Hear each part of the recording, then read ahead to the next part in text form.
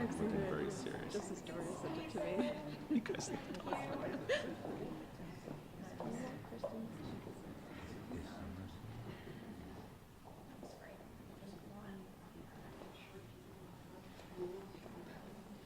I'll let you know. Prepare.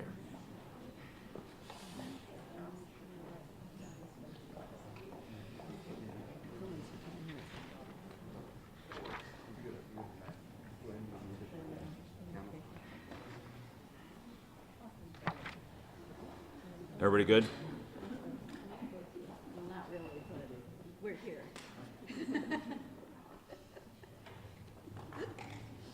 That's why we're here. That's why we're here.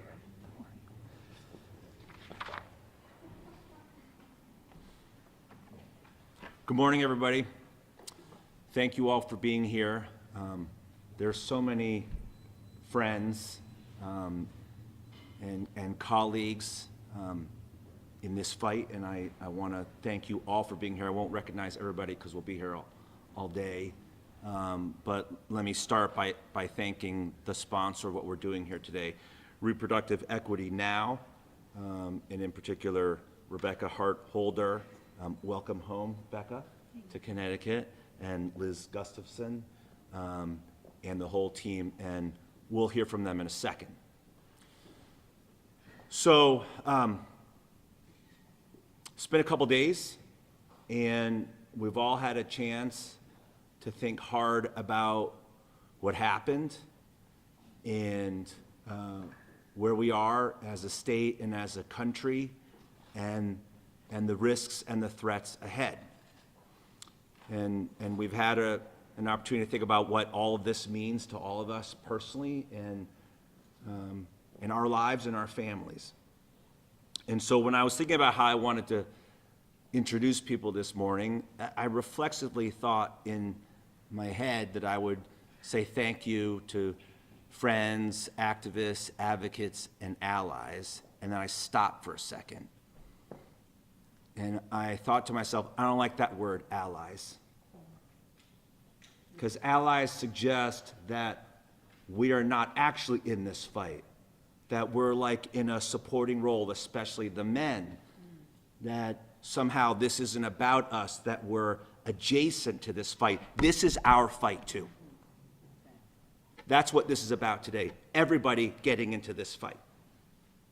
Let me tell you how it's my fight. Liz and I have 3 beautiful children, 18, 16, and 13.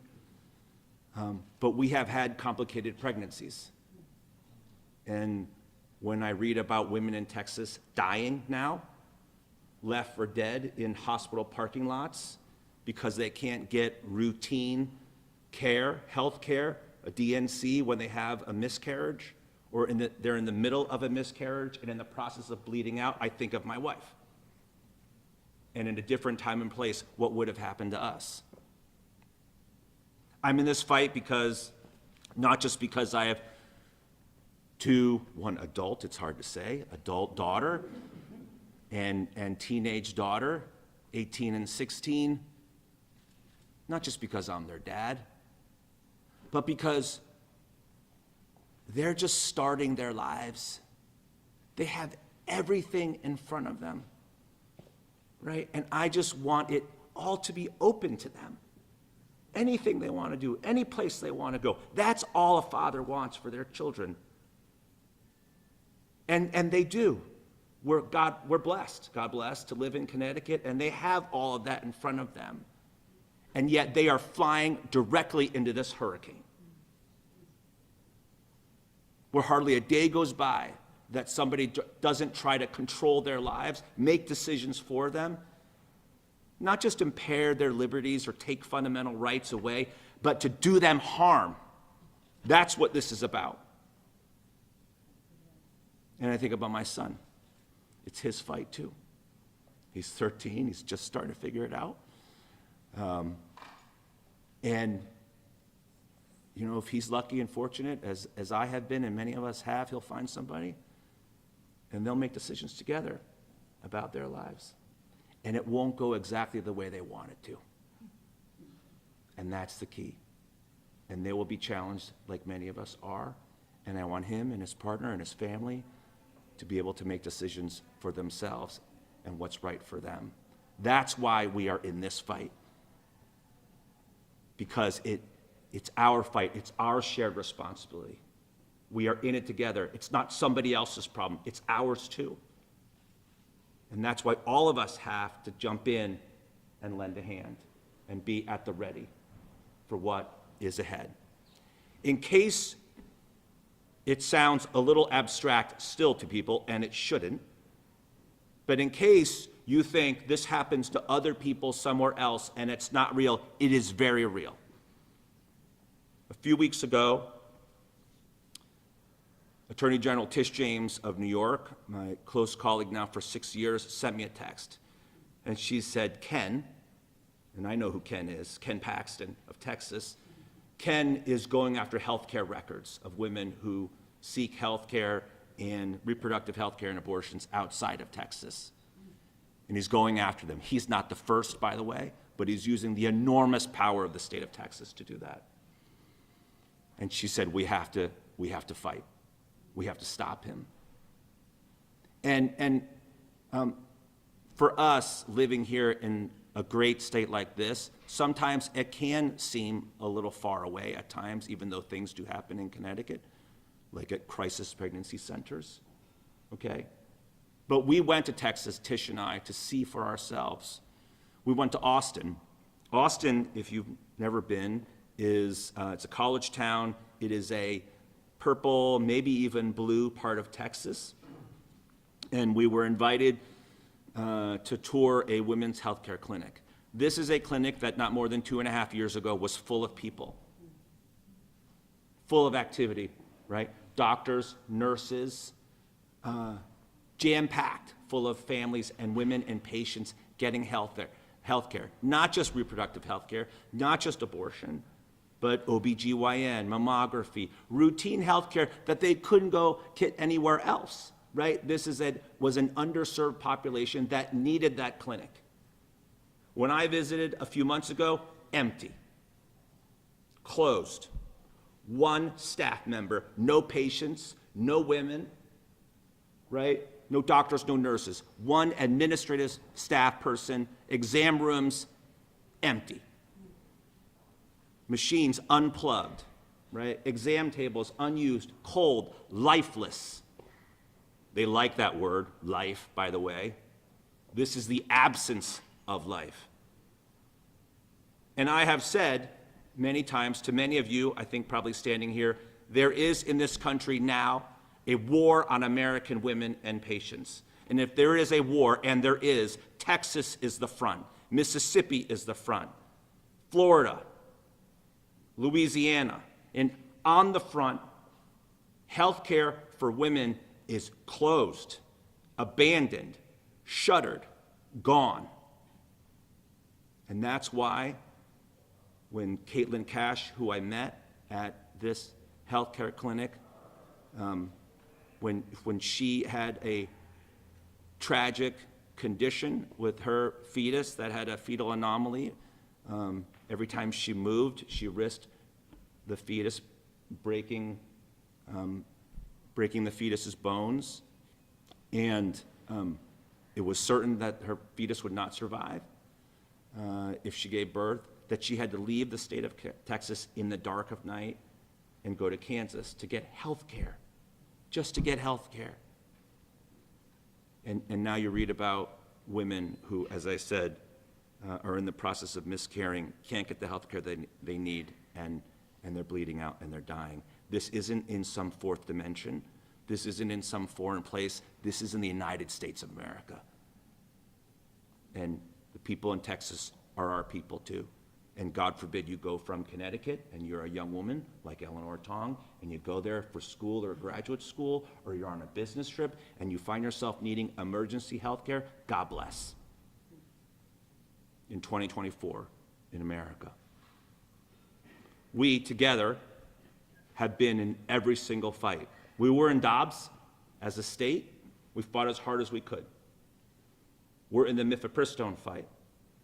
We took the fight to them in mifepristone, by the way. We were tired of sitting back and letting it happen And so we went on offense.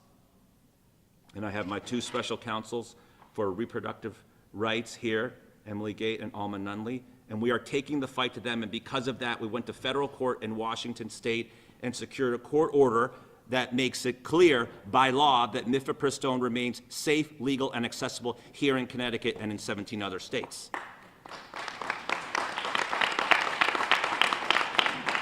It has been a mixed bag in taking on extreme bans in Idaho and in Texas, and the fight that many of the advocates know about, the EMTALA fight, and the fight about access to emergency health care.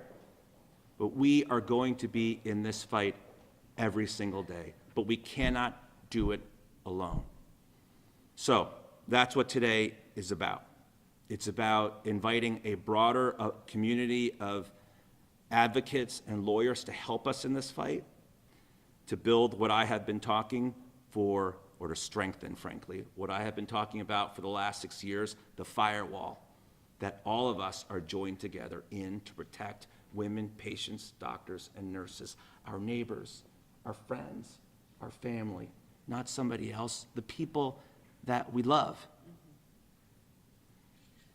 So I'm going to turn it over now to Rebecca Hartholder, the CEO of Reproductive Equity Now, to tell us about the hotline that we're setting up and this firewall that we're building together.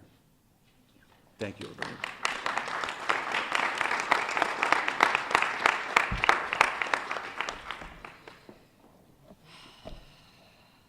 Thank you all for joining us this morning. I want to thank the AG in particular for his extraordinary leadership, not just today, but every day. It has been an incredibly challenging week for our nation. After Tuesday's presidential election, we know that there is a lot of confusion, fear, terror, and grief.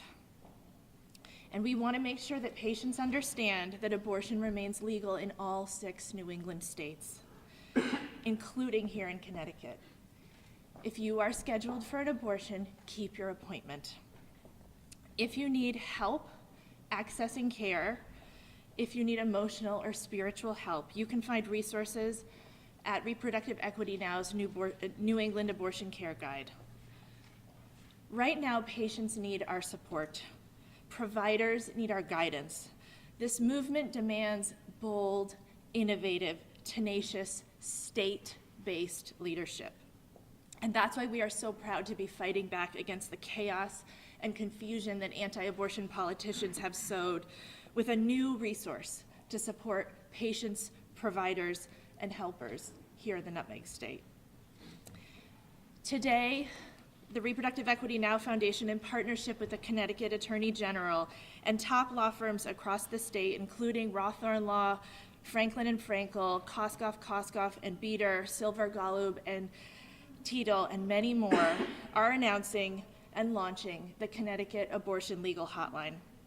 This free and confidential legal resource will be able to help connect providers and patients seeking or offering care with attorneys in Connecticut for pro bono legal assistance.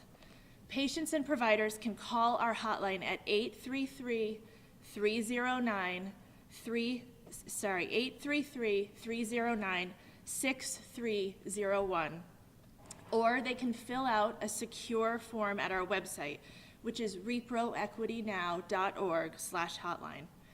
Our staff will call patients and providers back to do the case intake and then make a referral to a Connecticut attorney. This hotline is an expansion of the Massachusetts Abortion Legal Hotline, which has already helped connect more than 150 patients and providers with the support they need to access and provide care. I want to tell you a little bit about some of the questions that we've heard on the hotline. Questions like, I'm an abortion provider helping a patient traveling from out of state. How do I protect the patient and how do I protect myself? I'm a patient traveling for care. How do I know I'm safe? Where can I go to make sure I can access legitimate care? I'm the parent of a young person in a banned state and I need to get them abortion care. How do I do it? Or, I have had a negative experience with an anti-abortion center or crisis pregnancy center. Can you please help me? Right now, we need patients and providers in Connecticut to also get and offer care with confidence that they will be backed up by an extraordinary legal community. This hotline will be a lifeline in a second hostile Trump administration. We are not oblivious to or impervious to the threats to abortion access that we will be facing at the national stage. Donald Trump, J.D. Vance, their allies in Congress, and their buddies on the Supreme Court have a clear end game.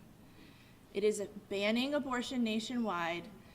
It is restricting access to the full spectrum of reproductive health care from contraception all the way to IVF, and it is decimating bodily autonomy and reproductive freedom. What we knew after the Dobbs decision, after the 2016 election, and what we have known for the long life of this movement is that the fight to defend abortion access is local. It is based here in our states and our communities. And information is power. And to put information in the hands of patients and providers is to fight back. People will always need abortions, and it is up to all of us to ensure that they can continue to get the care that they deserve.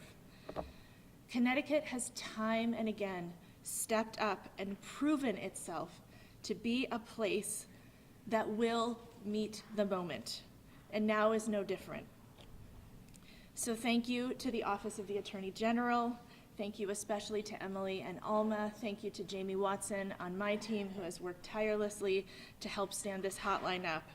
Thank you to the providers and the funds that are here today, who will continue to provide life-saving and life-affirming abortion care in the midst of this darkness. In times of great duress, we can find strength in supporting our community because we save us. Thank you.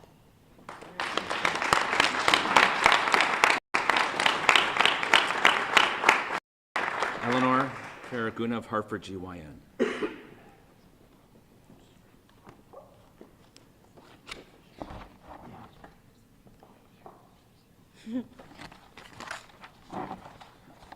Good morning, everyone. My name is Eleanor, and I'm the patient care coordinator at the Hartford GYN Center. And before I begin with what we do there, I want to take a moment to acknowledge the hurt and the fear so many of us and our loved ones are feeling at this moment. I want you to hear me when I say that your reproductive rights are our responsibility. And as providers and advocates for reproductive justice, this is our fight, and we are committed to fight for you. If you are exhausted and ready to give up, I want to say that is okay, and that there are people here ready to carry you when it feels like you cannot take even one more step. I want you to hear that you are not alone. And finally, I want every person who is questioning or doubting this right now to hear this at least once today, is that you belong here. And with that, I will begin. At the Hartford GYN Center, we are proud to be Connecticut's only independent abortion provider, providing comprehensive and compassionate care since 1978. Our clinic has long been a safe and welcoming space where patients can make informed choices about their health with the support of a dedicated team of advocates and clinicians. For many of our patients, the barriers to accessing care are real and significant. Some travel long distances, face financial and social challenges, or worry about legal restrictions of their care. In light of the election, these challenges are set to grow.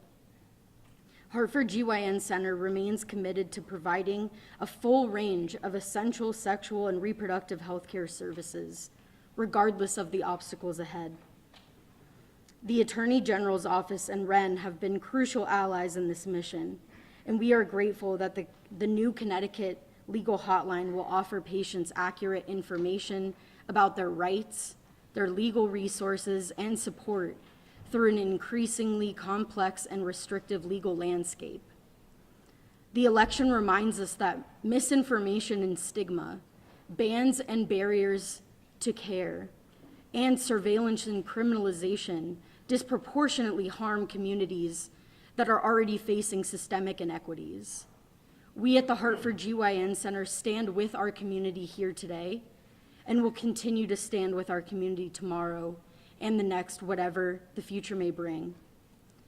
Our partnership with REN and the Connecticut Legal Hotline is vital, helping us strengthen health equity in our state and protect both patients and providers as we navigate these changes together. Independent clinics like ours are committed to bridging gaps in healthcare access. We'll continue to fight for reproductive freedom and compassionate care for all of our patients. Thank you for your time and support as we face this uncertain future together.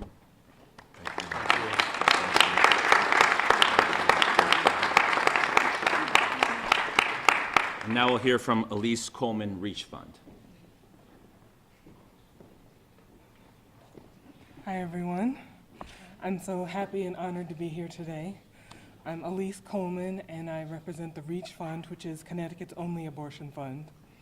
And it's good to get a little good news today, isn't it? We agree? In light of the current state of our country, it's important to let people know that we are here for them. We believe healthcare is a human right. We have the facts instead of propaganda.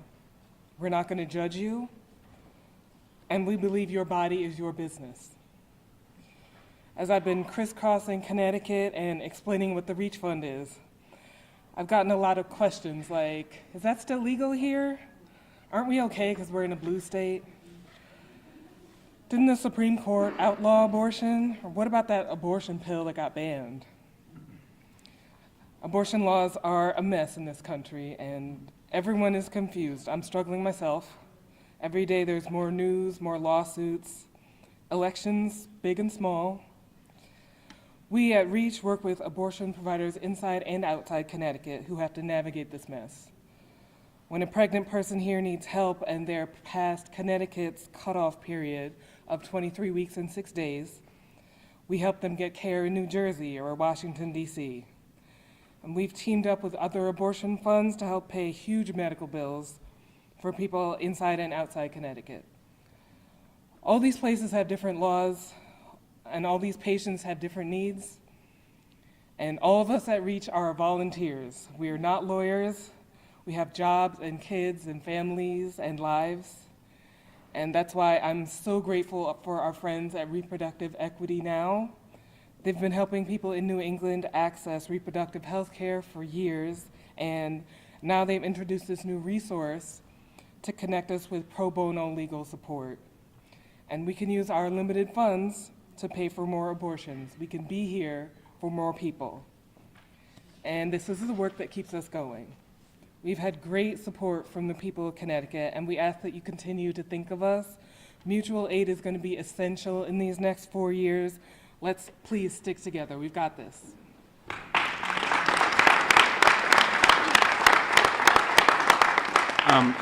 Let me just thank our advocates and partner organizations. There are a number represented here. I don't want to miss anybody, but thank you all for being here. Thank you to my legislative colleagues from the House and the Senate. We have bipartisan representation, so thank you all for being here.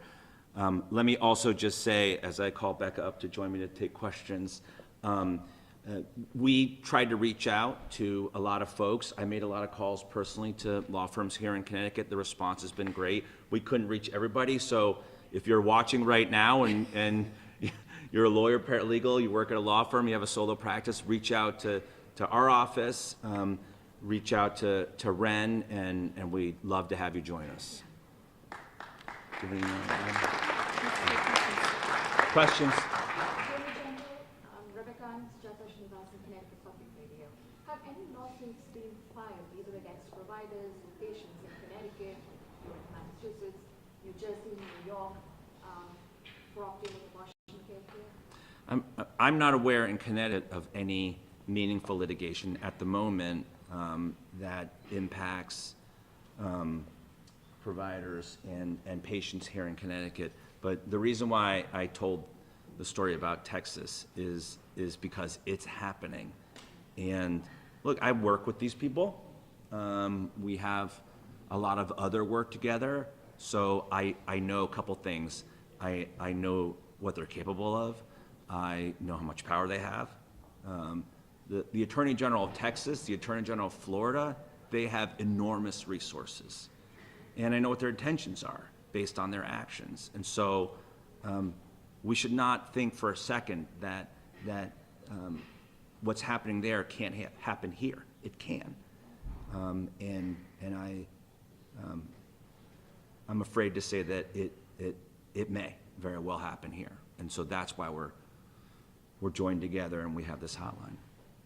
Yeah, I'll just add, I'm not aware of any cases in the rest of New England. When people tell you who they are, it is important to believe them. Yes. Attorney General Paxton in Texas has made clear that he will go after the hospital, the private healthcare records of patients. And there is a law on the books in Texas that allows you as any person to file a lawsuit against a provider for offering abortion care. So we should very much anticipate that that is coming to all states. And it's not just Texas.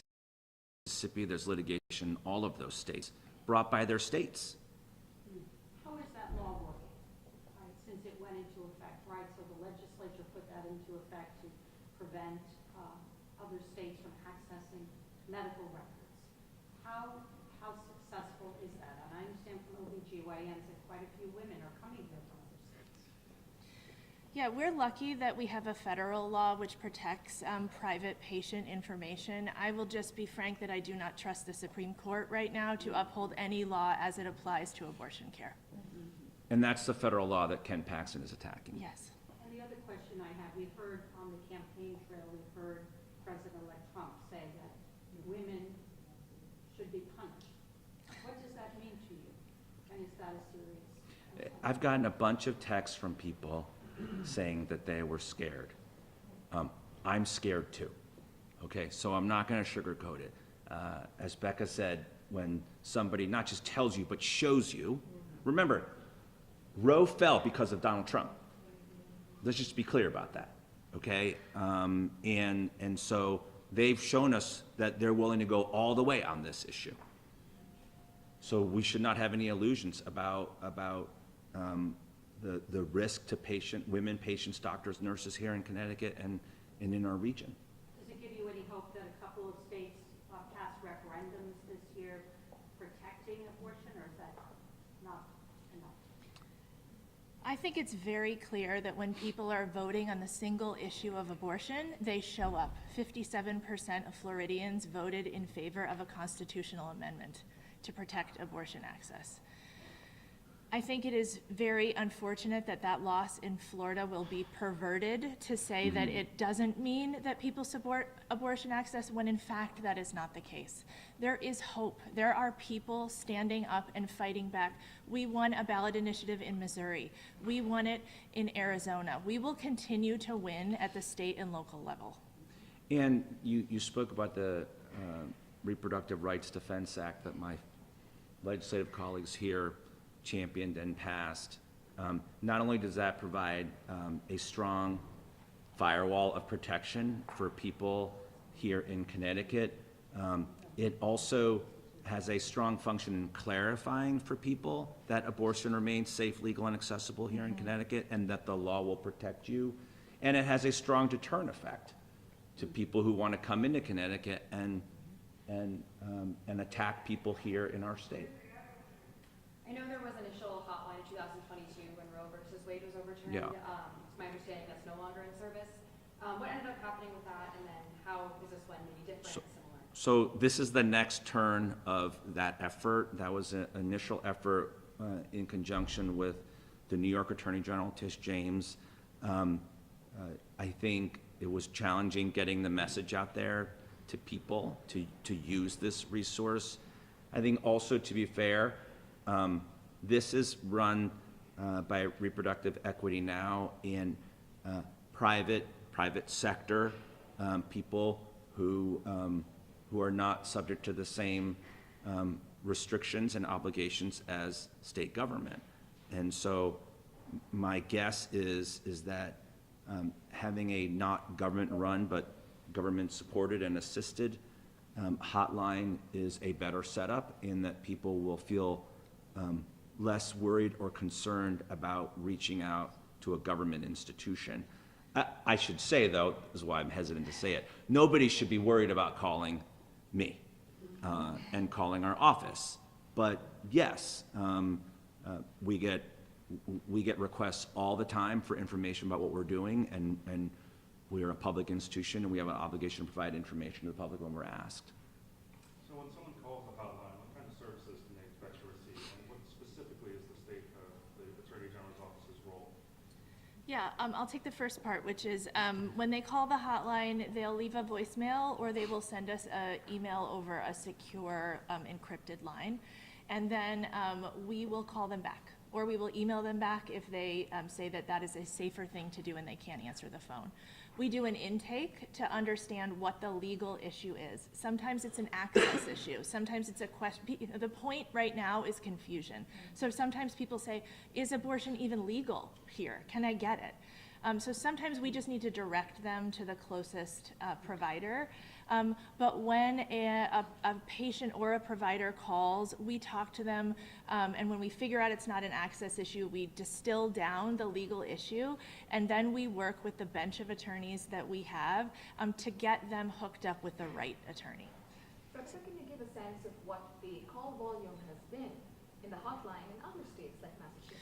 Yeah, so we have had about 150 calls in the 18 months that we have been stood up in Massachusetts. I will say that the call volume really spikes when there is something happening in the national news. So it's moments like this that we see increased activity. We will see another spike again when Judge Kaczmarek in the Northern District of Texas takes on the mifepristone case once again. So it's really, you know, I can't give you a X amount a week. It really depends on what's happening in the national news. How do you market it? I mean, how does the average person know that Yeah. this is a resource for them to go to? It's a great question.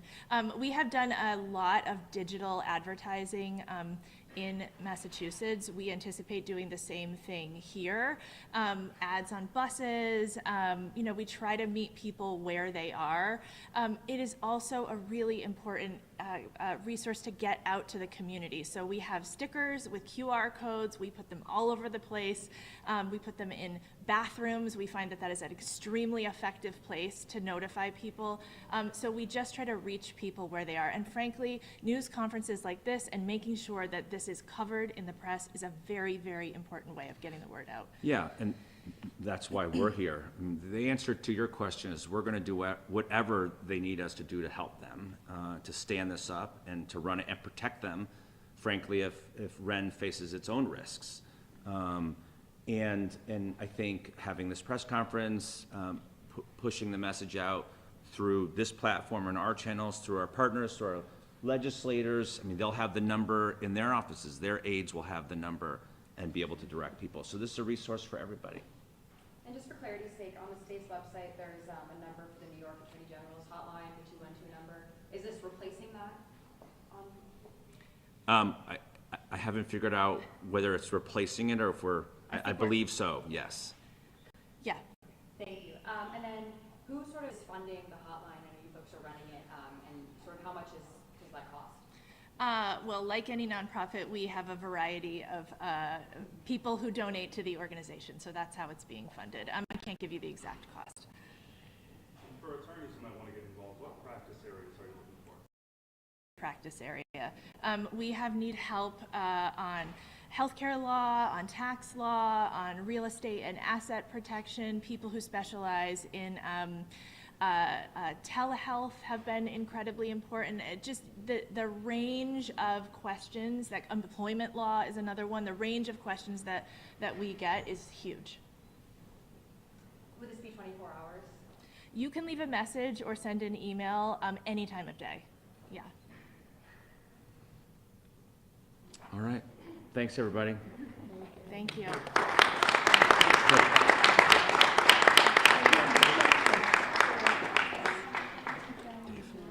Thanks so much. Oh my gosh, my pleasure.